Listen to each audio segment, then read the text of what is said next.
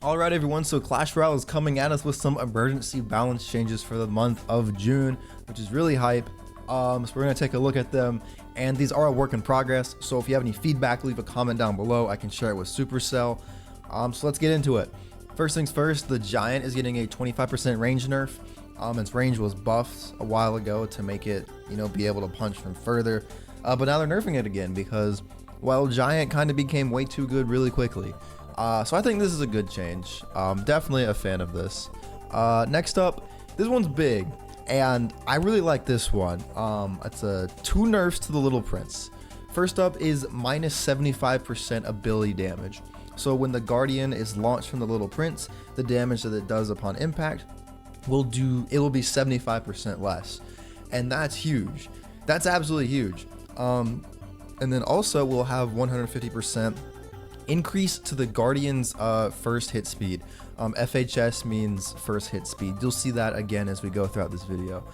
So that means after the Guardian is fully deployed, it will take 150% longer to hit first. And that is a long time. These two nerfs to the Little Prince, I think this might be enough to actually make the card tame again. Again, it's never been tame. But it's been nerfed so much, I think this might just do it. At least I hope so. Next up, this one's pretty small, but minus 9% nerf to the bonus HP of the Evolved Knight. Also, I don't know why the image looks like that. It looks like a pastel oil painting, but yeah. This nerf is pretty small. I don't think it's really going to do anything. Evolved Knight, I still think, is probably one of, if not the best evolutions in the game.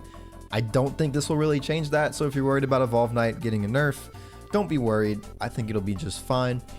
Next up, we have a nerf to the Evolved Tesla, a 23% nerf to the Pulse's damage, and then also a 50% nerf to the Pulse's stun duration. So for the Pulse thing that shoots out around it, it will now do less damage, and it will now stun for only 0.5 seconds instead of 1 second.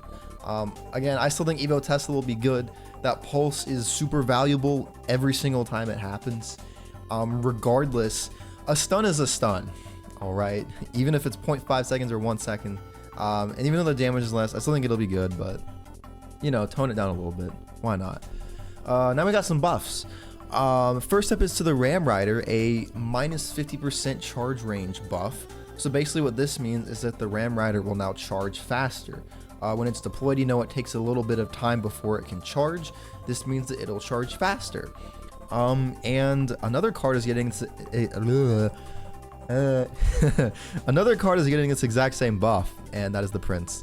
So yeah, Prince and Ram Rider getting buffs. Sure. Why not? Why the heck not?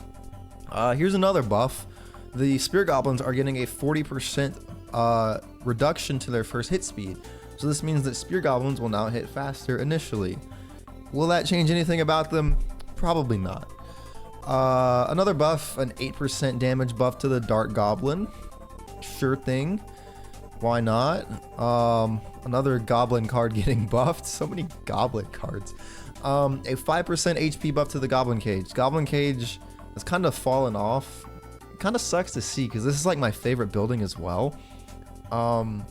I don't think this is gonna help it. I just don't. It's not enough. But now we have this next one. These next two actually are really big and probably what you all are most gonna be intrigued to see the results of, minus Little Prince. But these next two are huge. So they classify this as a rework to the Void spell, but I view it as a nerf. A faster hit frequency. This means that when the Void does its 3 hit things, there will be less time it takes to do those 3 hits. So it'll do and unload all of its hits faster. But these next two are big nerfs. A 150% increase to its first hit.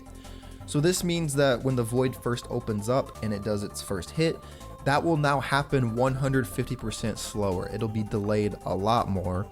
And then also a 27% damage nerf. Void does so much damage.